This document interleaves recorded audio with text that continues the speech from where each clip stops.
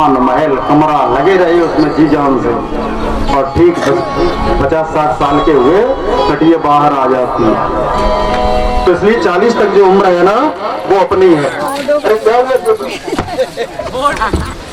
देखो हम क्या समझते हैं कि गांव, ये घर, ये देश दुनिया, ये मोहल्ला, जितनी चीजें हैं वो सब हम ही चला रहे हैं। हम एक तो सोचते हैं हम नहीं रहेंगे तो हमारा परिवार कैसे चलेगा।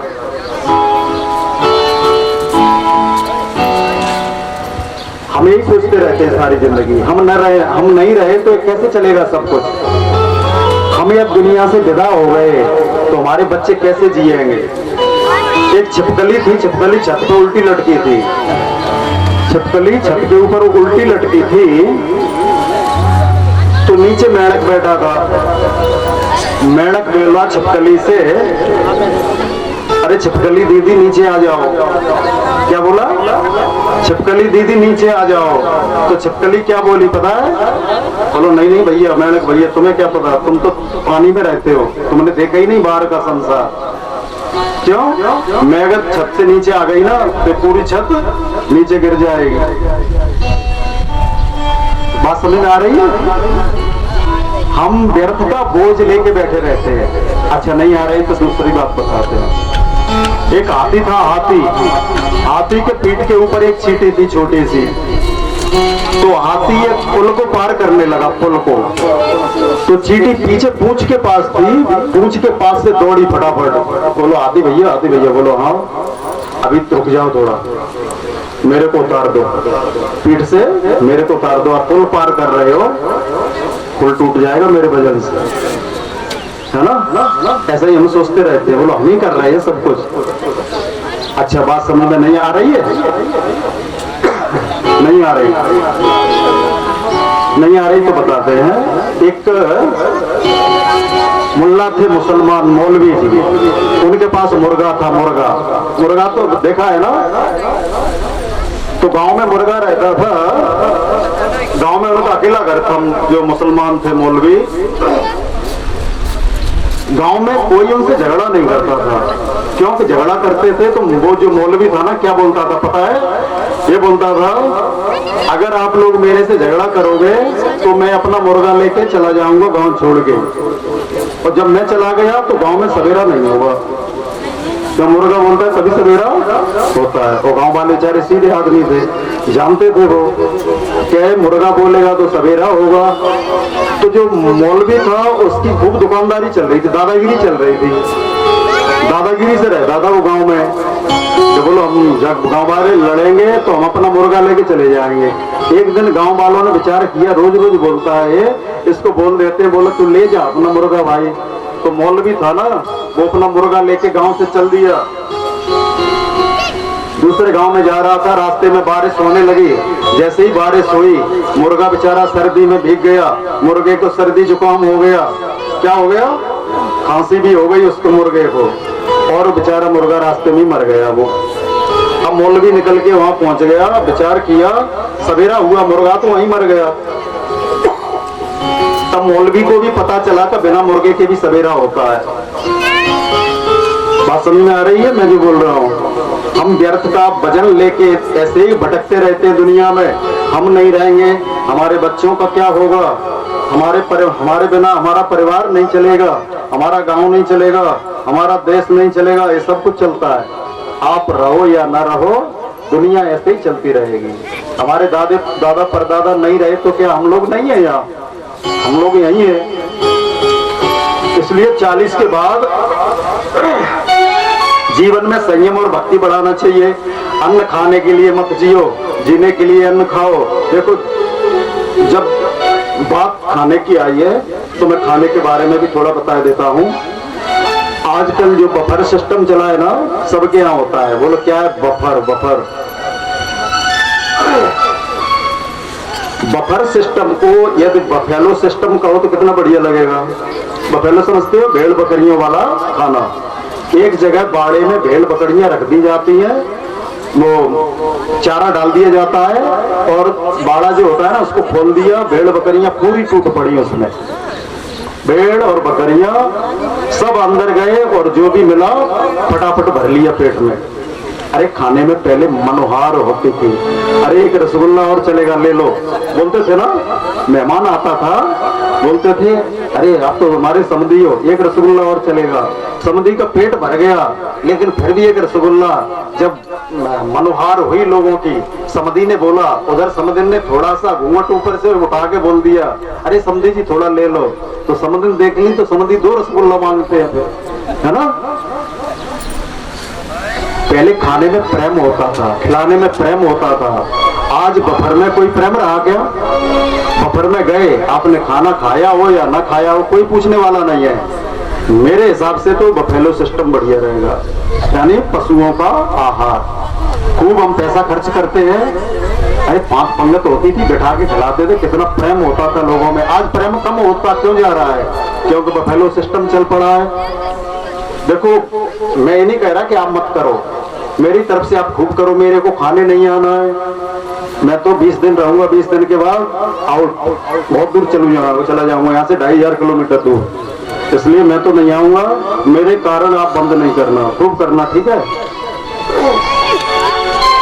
मैं कोई थोप नहीं रहा किसी के ऊपर, जिसको अच्छा लगे वो करो। तो बुढ़ापे में भजन नहीं हो सकता, इसलिए 40 के बाद जितना हो सके उतना भजन करना चाहिए। भजन कर मस्त जवानी में बुढ़ापा किसने देखा? भजन कर मस्त जवानी में बुढ़ापा किसने देखा? भजन कर मस्त जवानी में बुढ़ापा किसने देखा? भजन कर मस्त जवानी में बुढ़ापा किसने देखा?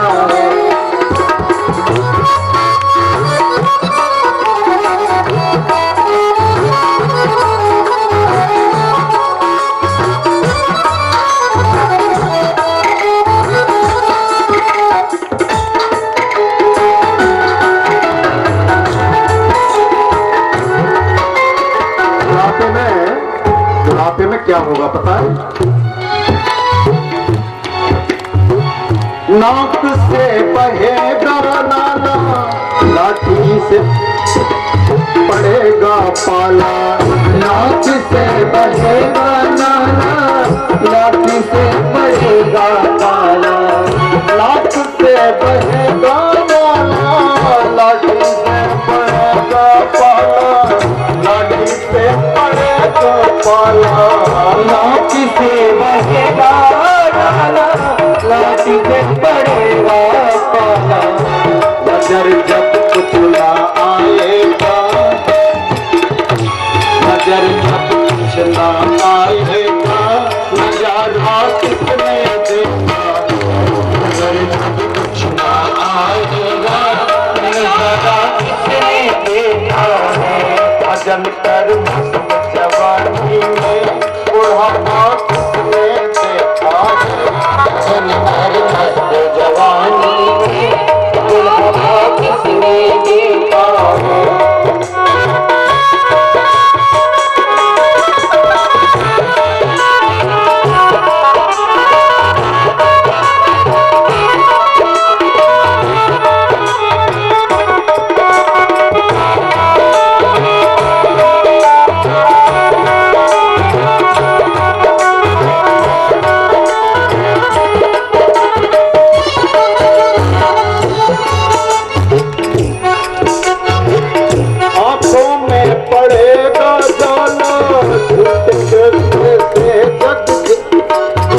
आंखों में पड़ेगा पाला, फिर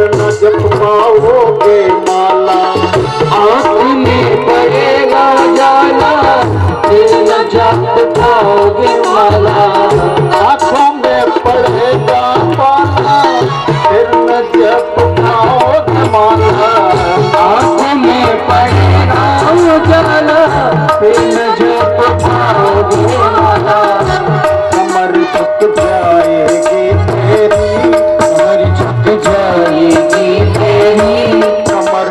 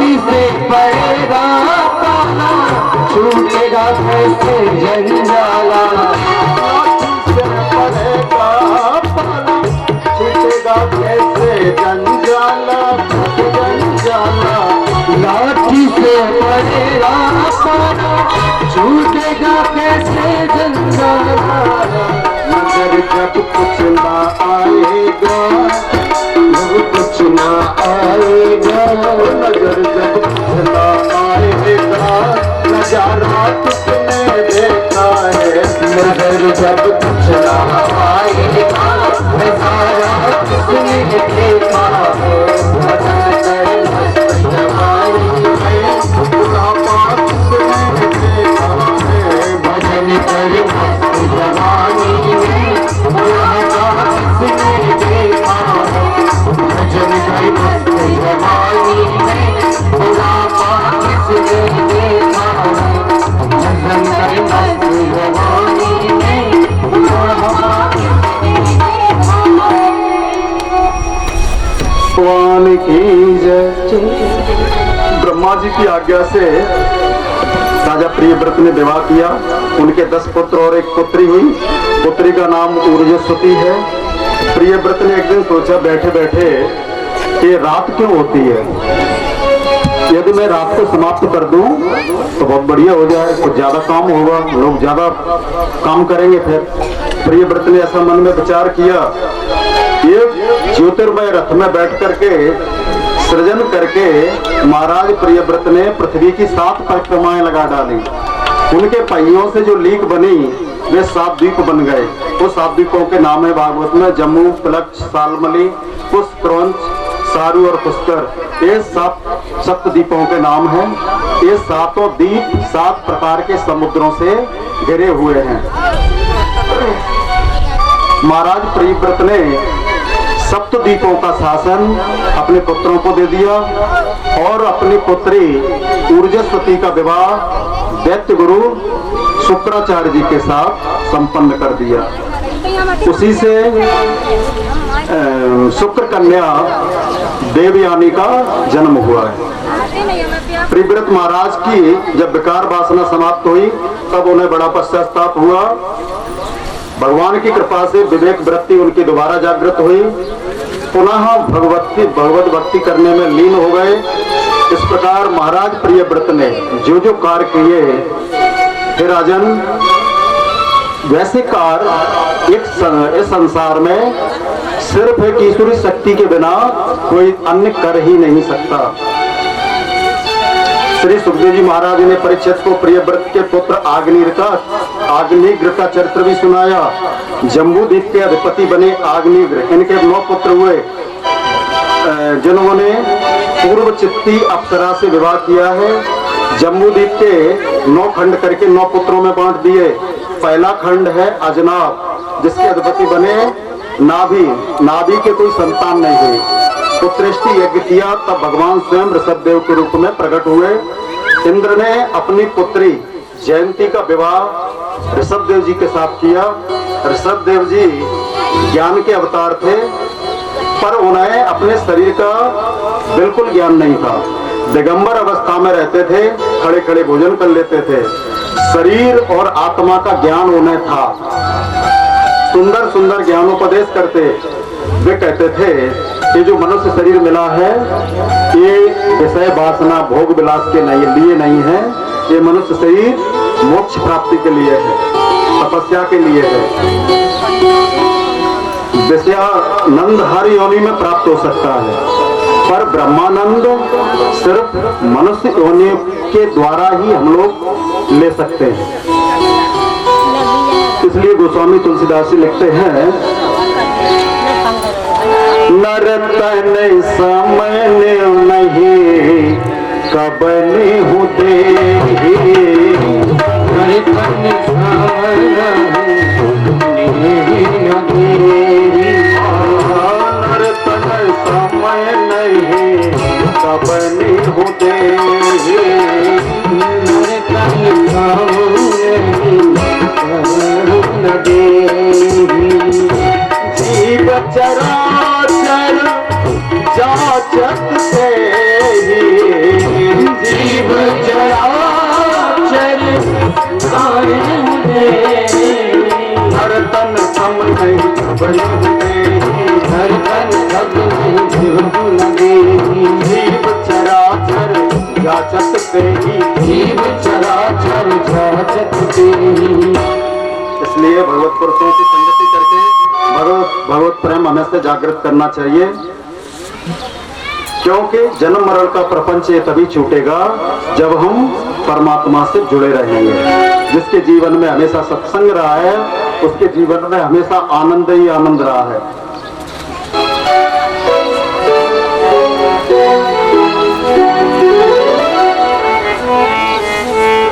सत्संग है ज्ञान सरोवर सुखों की खान बंदे, सत्संग से ही मिल जाते सचमुच भगवान रे। सत्संग है ज्ञान सरोवर सुखों की खान बंदे, सत्संग से ही मिल जाते सचमुच भगवान रे। सत्संग है ज्ञान सरोवर सुखों की खान बंदे, सत्संग से ही मिल जाते सचमुच भगवान बंदे।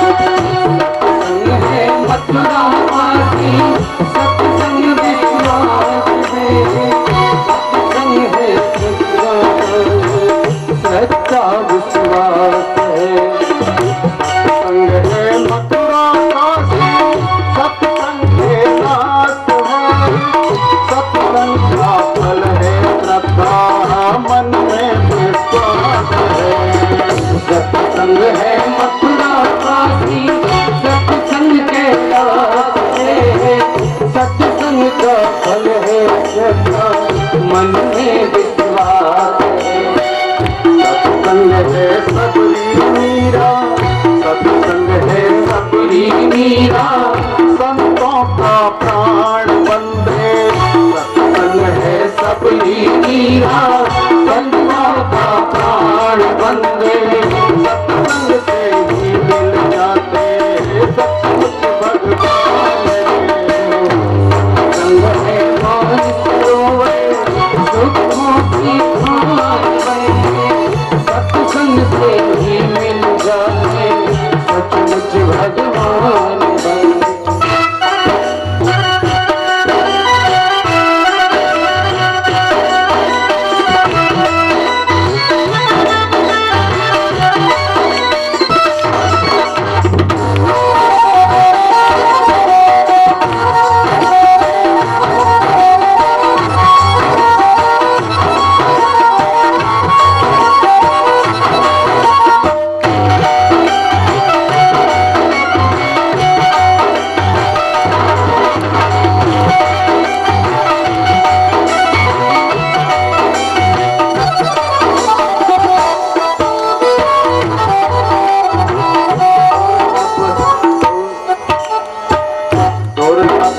जिनको पाना तप बल के जोर से, दुर्लभ है जिनको पाना कलवन के जोर से, ही बंध जाते बंदे सत्संग के डोर से। वो ही बंध जाते बंदे सत्संग की डोर से। दुर्लभ है जिनको पाना सत्संग, वो दुर्लभ है जिनको पाना सत्संग के जोर से। दुर्लभ है जिनको पाना तप बल के जोर से, ही बंध जाते बंदे सत्संग की डोर से।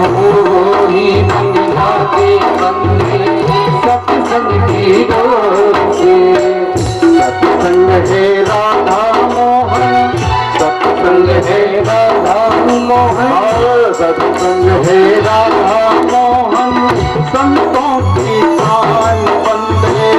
सत्संग है राधा मोहन, मुरली की शान बंदे। सत्संग से ही मिल जाते सचमुच भगवान। सरोवर उसको की शान बंदे। सत्संग से ही मिल जाते सचमुच भगवान बंदे। सत्संग से ही मिल जाते सचमुच भगवान बंदे। ज्ञानी पुरुष को चाहिए कि संसार में रहकर भी नित्य निरंतर परमात्मा से हम जुड़े रहें। ऋषभदेव जी का जीवन वैराग्य में बीता। वो कर्नाटक में आए। मरते वक्त ऋषभदेव जी ने किसी से एक गिलास पानी भी नहीं मांगा। योगाग्नि के द्वारा अग्नि प्रकट करी और अपने शरीर को विलीन कर लिया, दावाग्नि में प्रवेश कर लिया। क्योंकि उन्हें पता है शरीर जलता है, आत्मा को कुछ नहीं होता। ऐसी आत्मनिष्ठा वाले ऋषभदेव जी परम गति को प्राप्त हुए। ऋषभ भगवान की इस बा क्रिया का अनुकरण अरहन नाम के एक राजा ने भी किया। जैन मत है, जैन मत का भी शुभारंभ यहीं से हुआ है। श्री सुखदेव जी कहते हैं, राजन परीक्षित, ऋषभदेव जी के 100 पुत्र हुए। उनमें सबसे बड़े थे भरत जी, जिनके प्रताप से इस अजनाब खंड का, जिस देश में हम निवास करते हैं, इसका नाम भारतवर्ष पड़ा था। राजन भरत जी अपने पिता की तरह महाभागवत थे। प्रजा का पालन बड़े तरीके से करते थे। विश्व रूप की एक कन्या थी पंचजनी, उससे इनका विवाह हुआ, 5 पुत्र हुए। भरत जी ने अपने जीवन में कभी मर्यादाओं का उल्लंघन नहीं किया। नित्य प्रति भगवान का भजन, सारा समय प्रभु कीर्तन में, भगवान के यज्ञ जप तप में ही बिताते हैं। भरत जी का जो वैराग्य है वो युवावस्था में आया था। देखो, युवावस्था का जो वैराग्य होता है वो टिकाऊ होता है, बुढ़ापे का वैराग्य टिकाऊ नहीं होता। भगवान राम ने भी युवावस्था में कामरूपी रावण को मारा था। रावण को मारने के लिए युवावस्था का ही प्रयोग किया था। तो भरत जी ने विचार किया कि मैंने सांसारिक सुखों का अनेक वर्षों तक सुखोपभोग किया, पर मैं अब नहीं करूंगा। अब मैं विवेक पूर्वक तो सबका परित्याग कर दूंगा।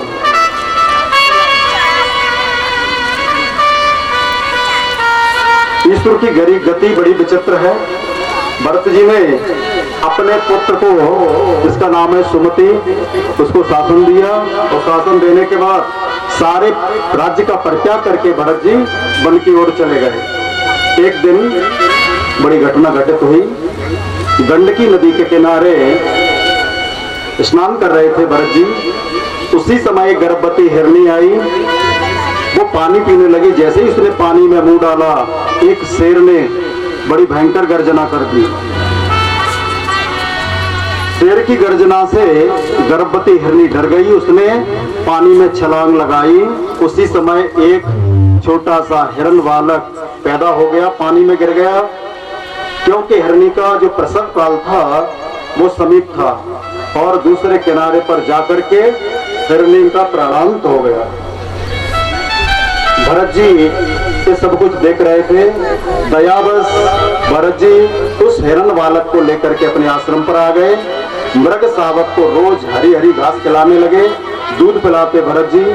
भरत जी का चित्त उस मृग बालक में धीरे धीरे चिपकने लगा।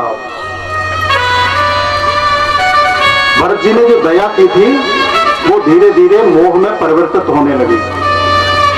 मृग बालक आश्रम में चहलकदमी करता, भरत जी को बड़ा आनंद आता था, प्रसन्न होते थे भरत जी देख देख करके। मृग बालक की सेवा में भरत जी का पूरा दिन निकलता था और ऐसा चित्त चिपका कि नित्य जो क्रिया कर्म जो करते थे भरत जी, अब उनका वो भी छूट गया, कुछ नहीं करते। इस आसक्ति के कारण भजन, ध्यान, जप, तप, पूजा पाठ सब खंडित होने लगा। एक दिन मृग शावक हिरणों का झुंड देखा, उस झुंड में मिलकर के वो कहीं दूर चला गया। जब शाम हो गई, भरत जी ने देखा कि मृग बालक नहीं आया। सवेरा हुआ, देखा कि मृग बालक नहीं आया। इस प्रकार इंतजार करते करते कई दिन बीत गए और उसी मृग बालक के चिंतन में भरत जी का प्राणांत हो गया। मृग शावक के प्रेम में एक दिन भरत जी ने अपने शरीर को त्याग दिया। अंते या मति सा गति, अंत में जैसी मति बनती है व्यक्ति की वही गति भी होती है। चिंतन मृग का हुआ, आसक्ति के कारण भरत जी का दूसरा जो जन्म हुआ वो मृग रूप में जन्म हुआ। आसक्ति ही पुनर्जन्म का कारण होती है।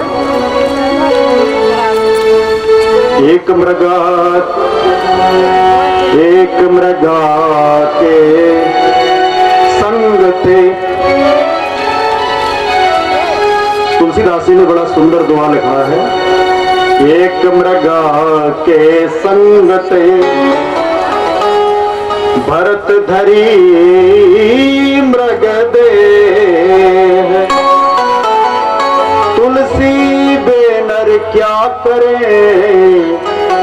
जो घर घर करत सने। एक मृग के चिंतन में भरत जी को मृग बनना पड़ा। तुलसीदास जी कहते हैं वे लोग क्या करेंगे जिनका हर आदमी में चित्त फंसा हुआ है, उनका क्या होगा। देखो आसक्ति से पुनर्जन्म होता है। किसी संत ने कहा है कि संसार में रहना है तो नाव की तरह रहो। नाव पानी के ऊपर रहती है, उसी तरह संसार में हमें निवास करना चाहिए। नाव में देखो थोड़ा पानी भी यदि चला जाए तो तुरंत बाल्टी लेकर के बाहर फेंक दिया जाता है, नहीं तो नाव डूबने का खतरा रहता है। उसी तरह हम संसार में निवास करें, संसार हम में न रह पाए, हम संसार में रहें, कार्य भी करते रहें और परमात्मा का चिंतन भी बढ़ाते रहें।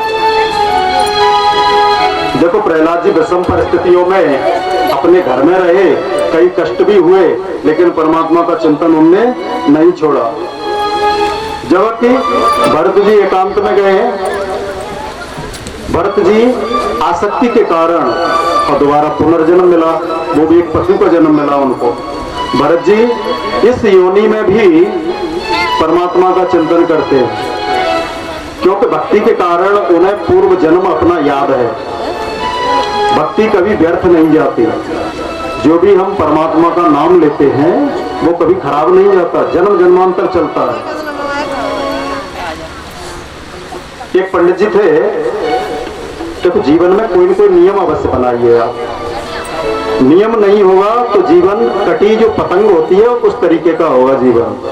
पतंग जब कट जाती है तो वो लहराती हुई कहीं भी गिरती है, फिर उसकी न कोई दिशा होती है, न कोई धागा पकड़ने वाला होता है रास्ते में पकड़ ले। कहने का मतलब जीवन में लक्ष्य होना चाहिए।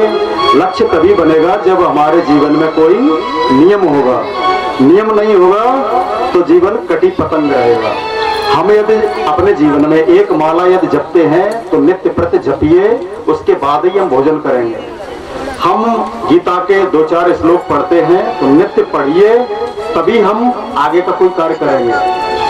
ये नहीं कि सवेरे हमारा कोई नियम नहीं, बारात में गए तो बोलो हलवा बढ़िया बना है, बोलो बाद में दांतों कुल्ला बाद में करेंगे, पहले खा लेते, पता नहीं लौट के मिला के नहीं। जीवन में नियम बनाइए।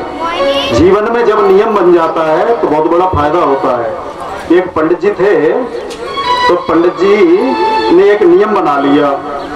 क्या नियम बनाया जीवन में कि मेरे पड़ोस में एक कुम्हार रहता है, कुम्हार का मुंह जब तक हम नहीं देखेंगे तब तक भोजन नहीं करेंगे।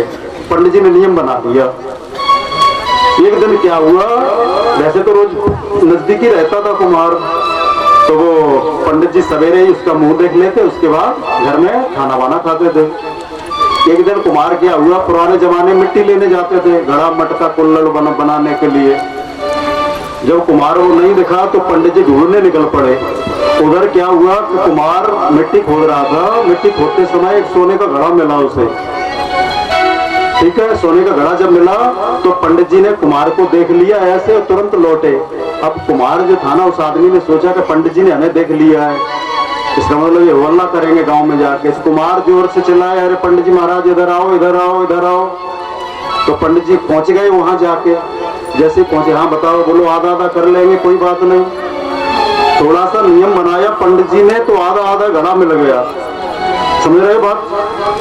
थोड़ा सा नियम जीवन में कितना बड़ा। देखो दृष्टांत जो होते हैं जीवन में समझाने के लिए होते हैं, कि कोई यथार्थ हो, ये कोई जरूरी नहीं है कि ये सत्य है, ऐसा कुछ नहीं है, लेकिन जीवन को बदलने का तरीका बताते हैं। दृष्टांत, उदाहरण, प्रैक्टिकल एक्सपेरिमेंट, कि क्या होता है, जीवन को बदलने का एक तरीका बताते हैं। हमारा जीवन बदल कैसे सकता है? क्योंकि नेम बढ़ावत प्रेम को, जिंदगी में यदि नेम होगा तो प्रेम बढ़ेगा। नेम बढ़ावत प्रेम को और प्रेम बढ़ावत नेम, प्रेम से नेम बनता है। जागर प्रेम न नेम है, आघर कुशल न क्षेम। जिस घर में न प्रेम है न नेम है, वो घर तो राक्षसों का घर होता है। जिस घर में नियमित संध्या, बंधन, आरती सब कुछ होता है, वहां सारी संपत्तियां अनायास निवास करती हैं। आजकल हमारी पीढ़ी बिगड़ रही है, देख रहे हो हमारे बच्चे। एक बात बताएं, जिस घर का मुखिया असावधान होता है उसके बच्चे बिगड़ते हैं। जिस घर का जो मुखिया है, जो बच्चों पर ध्यान नहीं देता, उसके बच्चे बिगड़ते हैं। जिस घर का मुखिया सावधान है, शरीर भी बिगड़ता है। शरीर का मुखिया कौन है? बुद्धि।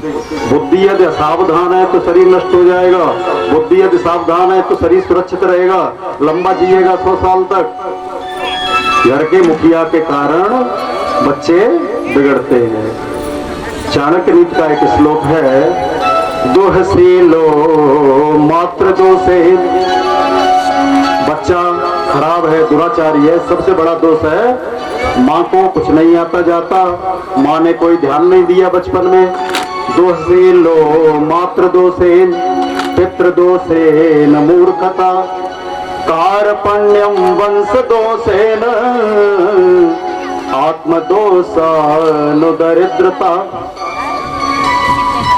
सबसे पहला गुरु माँ होता है, दूसरा गुरु बाप होता है। इसलिए बच्चों को हमेशा नजर रखनी चाहिए, बच्चे हमारे कहाँ जा रहे हैं, क्या कर रहे हैं, निश्चित रूप से देखना चाहिए।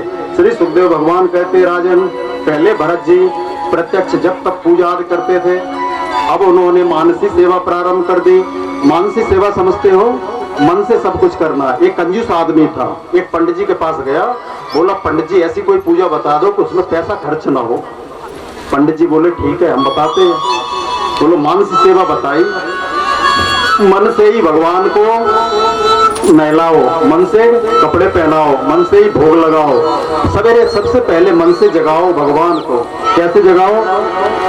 जागो बंसी पारे ललना हमारे, जागो बंसी पारे ललना हमारे, जागो बंसी पारे ललना हमारे, जागो बंसी पारे ललना हमारे।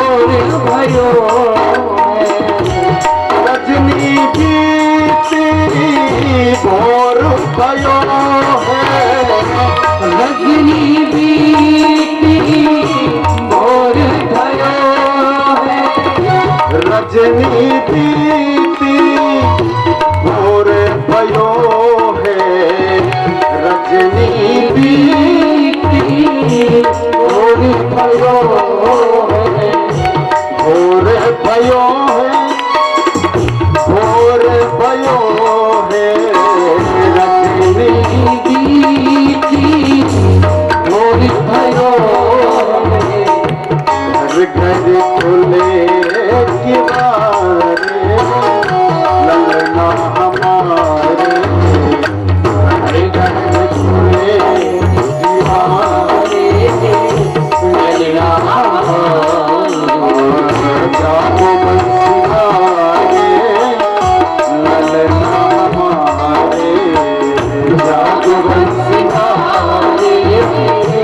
ललना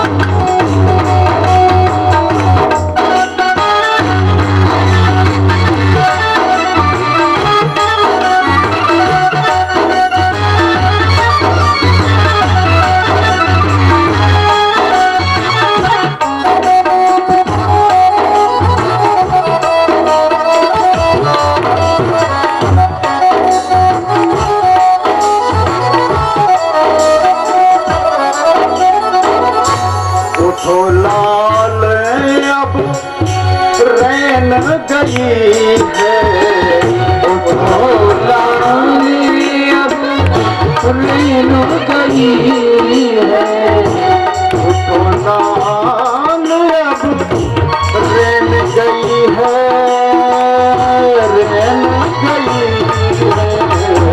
उठो लाल अब रैन गई है, सुर में खाड़े थारे ललना हमारे, सुर में ललना हमारे,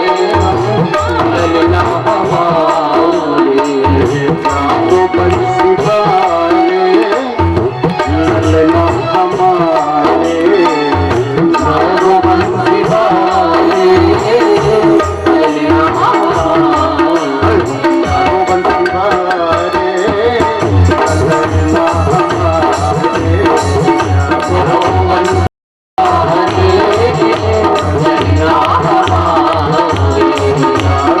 बंसी वाले ललना हमारे।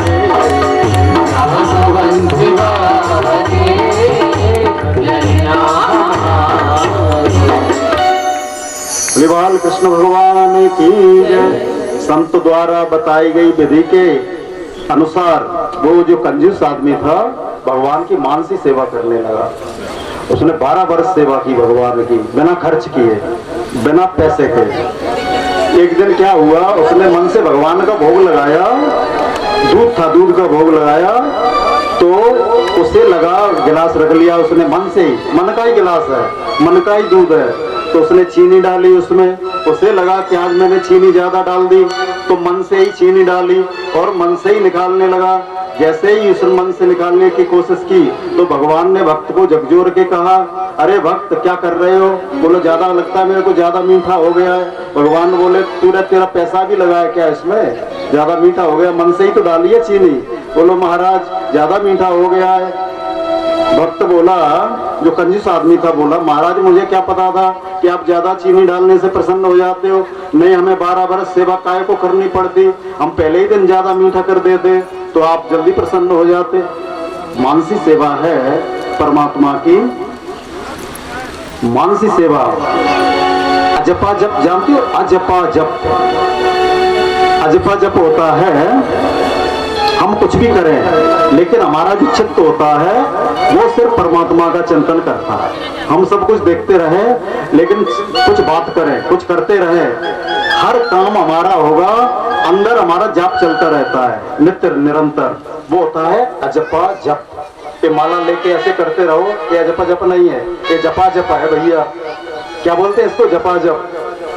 अजपा जप जो होता है, माला की जरूरत नहीं, किसी चीज की जरूरत नहीं, केवल चित्त लगा रहता है। कैसा चित्त होना चाहिए? चित्त होना चाहिए बस का ड्राइवर होता है ना, ड्राइवर के पास में, बस का ड्राइवर और ड्राइवर के पास में कोई सवारी बैठी हो तो बस का ड्राइवर उससे बात भी करता रहता है, उसकी बातों का उत्तर भी देता रहता है, लेकिन उसका ध्यान केंद्रित कहाँ होता है? रोड पर। रोड पे एक्सीडेंट ना हो जाए। पनिहारें होती है, घड़े के ऊपर घड़ा रख के चलती हैं, आपस में बात करती हुई चलती है, लेकिन उनका जो चित्त होता है वो कहाँ होता है? घड़े के ऊपर। अजपा जप है। हम जब पैसे गिनते हैं, अजपा जप सब करते हैं, किसी के पास नोट की गड्डी होती है, उस समय किसी का फोन आ जाए तो बीच में हम नोट एक निश्चित सीमा पर उसकी गिनती बंद कर देते हैं। बोलो 40 40, वो जपा जप चल रहा है 40 40, और फोन पे हम बात भी करते रहते हैं। इसको बोलते हैं हम अजपा जप। और माला वाला होता है कौन सा? जपा जप, जपा जप। लगे रहो भैया, गैया सानी में आ गई तो भैया भगा इसको, कहां से आ गई है ना, वो है जपा जप। अजपा जप कुछ भी आ जाए, किसी की जरूरत नहीं, होता रहेगा जो होना है। तो भरत जी मानसी सेवा करते हैं, किंतु माया की गति बड़ी विचित्र है, इसने किसी को नहीं छोड़ा। संत महात्मा भी इस माया से नहीं बच पाए। हम और आप तो एक साधारण आदमी है, साधारण आदमी इससे बचे बहुत मुश्किल है। ये गांठ है ना माया की, ये गांठ तो झूठी है, लेकिन समझ में नहीं आती छूटे कैसे। और जब तक ये गांठ नहीं छूटेगी माया की, तब तक हम सुखी नहीं हो सकते। तुलसीदास जी ने बड़ी सुंदर चौपाई लिखी है। काकभूषण जी ने गरुड़ जी से कहा है, जड़ चेतन ही ग्रंथ पर गए,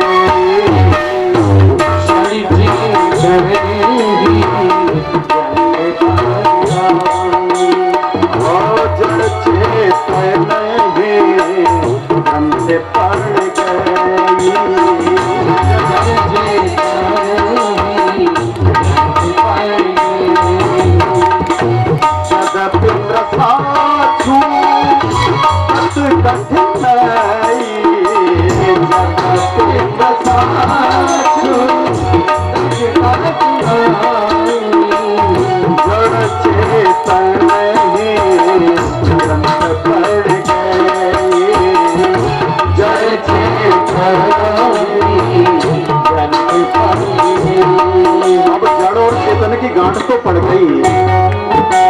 ये गांठ जब तक छूटेगी नहीं तब तक सुखी नहीं हो सकते। गोस्वामी तुलसीदास जी लिखते हैं, छूटन ग्रंथ न हो सुखारी, सबते जीव भयो संसारी, जब ते जीव भयो संसारी, सबते जीव भयो संसारी,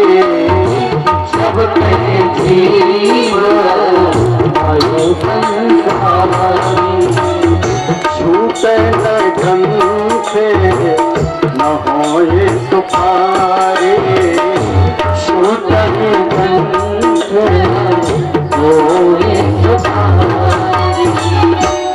भाई माया जन्म से ही लगती है, जड़ और चेतन।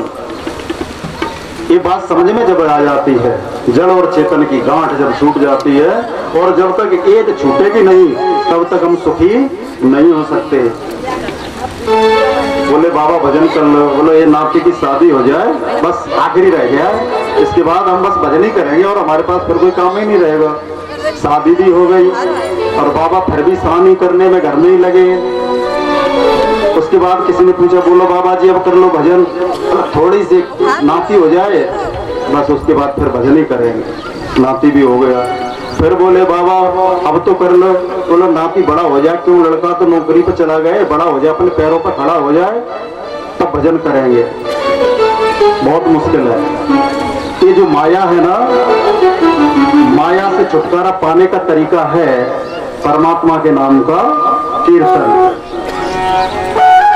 जय गोविंद गोविंद गोपाल, जय गोविंद गोविंद गोपाल, जय गोविंद गोविंद गोपाल, जय गोविंद गोविंद गोपाल। मेरा मुरली मनोहर लाला, मेरा मुरली मनोहर मेरा मुरली मनोहर, मेरा मुरली मनोहर नंदलाला, मेरा मुरली मनोहर नंदलाला, मेरा मुरली मनोहर नंदलाला। राधे गोविंद गोविंद गोपाल, राधे गोविंद गोविंद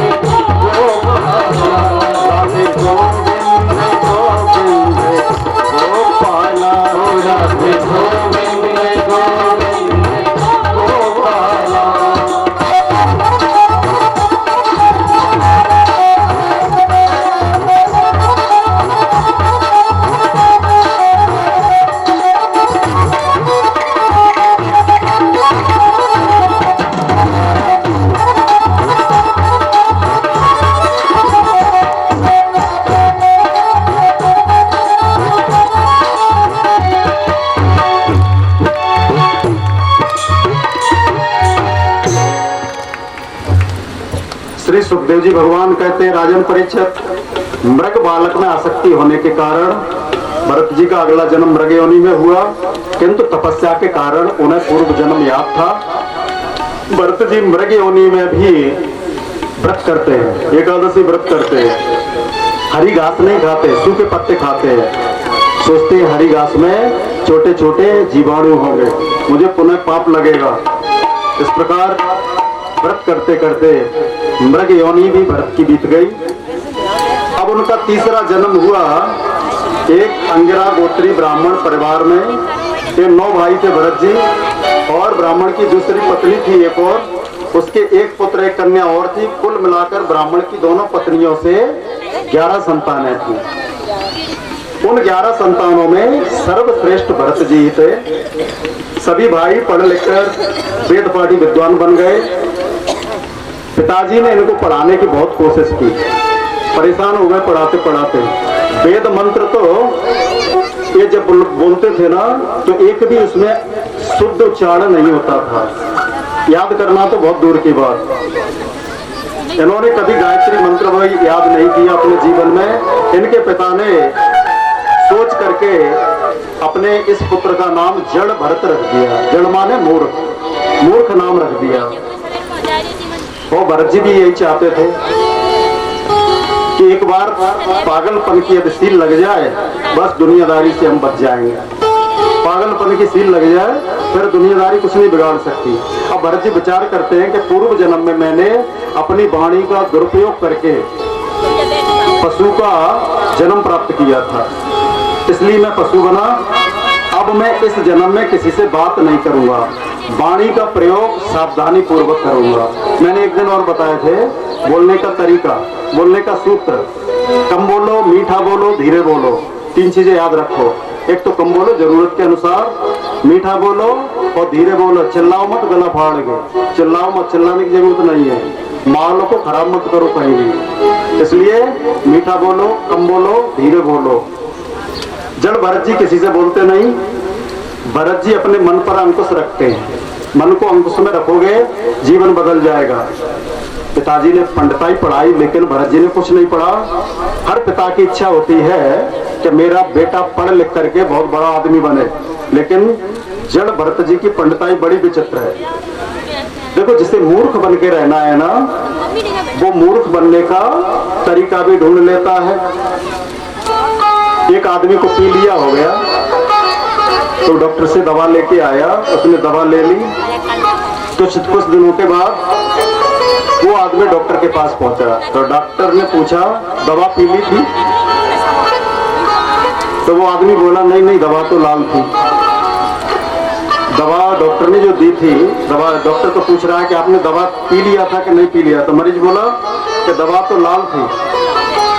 डॉक्टर बोला हमने जो शीशी आपको दी थी वो खाली थी? उन्होंने खाली नहीं थी, वो भरी थी। उसके बाद डॉक्टर फिर बोला अरे मैं ये नहीं बोल रहा, मैं ये बोल रहा हूँ आपने दवा को पी लिया था?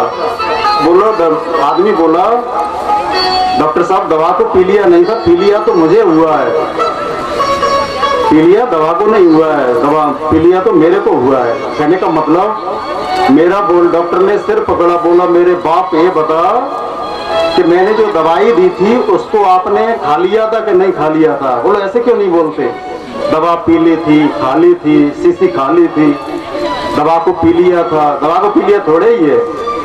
कहने का मतलब जिसको मूर्ख बनाना है ना, वो जीवन में कैसे भी किसी को मूर्ख बन के जी सकता है। तो महाराज जड़ भरत जी जानबूझ करके हर बात का जो उत्तर देते हैं वो जानबूझ के देते हैं।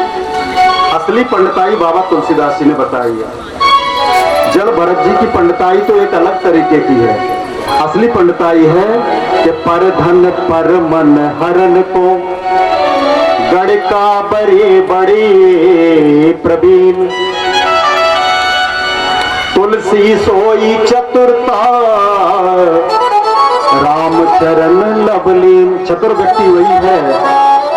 असली पंडिताई वो है कि झोला टांग के मांगना पंडिताई नहीं। असली पंडिताई है परमात्मा का चिंतन किया जाए, उसमें डूब जाए, और डूब गए तो फिर आवाज निकलेगी नहीं, फिर भागवत वाँचने की जरूरत नहीं पड़ेगी। जो डूबता है उसकी आवाज नहीं निकलती फिर। तो असली पंडिताई है, असली चतुरता क्या है? परमात्मा की शरणागति। भरत जी मंत्रोच्चारण गलत करते हैं जानबूझ करके, क्यों? उन्हें तो मूर्ख बन के रहना है। एक भी क्षण अपना बेकार नहीं जाने देते, हर श्वास में परमात्मा का नाम। कुछ समय के बाद इनके माता पिता का देहांत हो गया। घर में 9-10 भाई थे। भाई तो आलस नहीं करते, पर भाभियां जरूर आलस करती थी। जब घर में देखो भाई तो कभी कुछ नहीं बिगाड़ता, लेकिन मैं कहूंगा जरूर, बात कड़वी है लेकिन कहूंगा जरूर, ठीक है? क्योंकि व्यास गद्दी पर बैठा हूं, कई बिना मैं छोड़ूंगा नहीं, क्योंकि मेरे को लालच नहीं है। पहली बात, लालच इसलिए नहीं है क्योंकि मैं नौकरी करता हूं, इसलिए लालच नहीं है। पंडिताई कराओ या मत कराओ, बात तो बोलूंगा भाई। घर में भाई कभी झगड़ा नहीं करते, याद रखो, लेकिन भाभियां जरूर करवा देती हैं। तो मैं भाभियों से करबद्ध प्रार्थना करूं, जहां जिस घर में झगड़ा होता है उस घर में सुख संपत्ति नष्ट हो जाती है।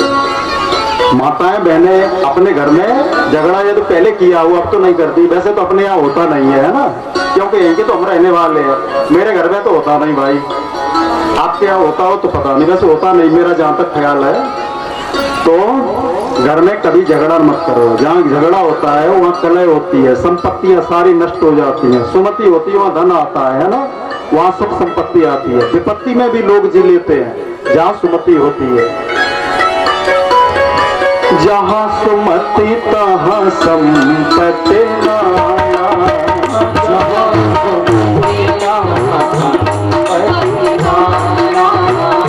जहाँ सुमति विपत्ति निधाना, जहाँ सुमति तहाँ विपत्ति निधाना, जहाँ सुमति तहाँ संपत्ति निधाना, जहाँ सुमति तहाँ संपत्ति निधाना। तो भाई जब अभी तक हुआ तो उसको छोड़ देना, लेकिन अब नहीं करना, ठीक है?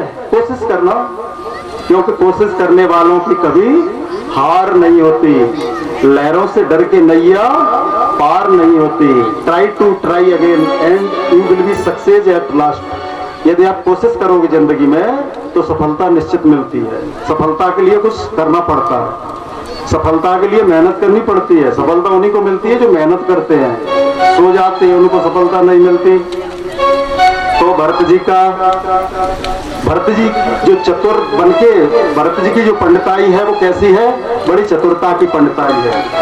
वो नहीं करते कुछ भी, उल्टा बोलते हैं, उल्टा ही जवाब देते हैं। जड़ भरत जी बिना स्वाद की इच्छा के भोजन करते हैं। घर में 9 भाई है तो भाई आपस में तो कुछ नहीं बोलते, लेकिन जो भाभियां हैं भरत जी की, वो सड़े उड़द दे देती है खाने के लिए। खराब जो भी बचता है घर में, जैसे कोई नहीं खाता, वो भरत जी को खाने के लिए दे देते हैं। भरत जी संतोषी स्वभाव बन गया भरत जी का, और भरत जी उसको प्रेम पूर्वक खाते हुए कुछ भी दे दे, क्योंकि जब आवे संतोष धन सब धन धूल समान। संतोष रूपी जब धन आ जाता है तो सारे धन मिट्टी के बराबर हो जाते हैं। 3 चीजें हमें संतोष जरूर करना चाहिए। संतोष त्रिस्व कर्तव्य सोदारे भोजने धने, अपने घर में, अपने भोजन में, अपने धन में। धरती पर देखकर चलते हैं भरत जी विचार करते हैं मेरे पैरों से कहीं चींटी तक की हत्या न हो जाए। एक दिन भाइयों ने खेत पर भेज दिया। खेत पर गए भरत जी खेत की रक्षा करने के लिए। चिड़ियों को नहीं भगाते, गायें आकर के फसल खाती हैं उनको नहीं भगाते। भरत जी बोलते हैं खाने वाला राम, खिलाने वाला राम, मैं क्यों रोकूं भाई, मुझे रोकने से क्या काम, मैं नहीं रोकूंगा किसी को। इस प्रकार भरत जी जड़वत लोक मां चरे।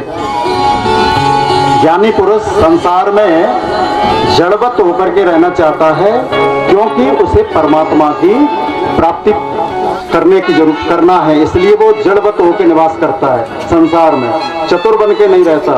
और जब तक व्यक्ति चतुर बन के रहता है तब तक परमात्मा कृपा भी नहीं करता। तुलसीदास जी ने लिखा, मन क्रम बचन क्षण चतुराई, मन क्रम बचन क्षण चतुराई,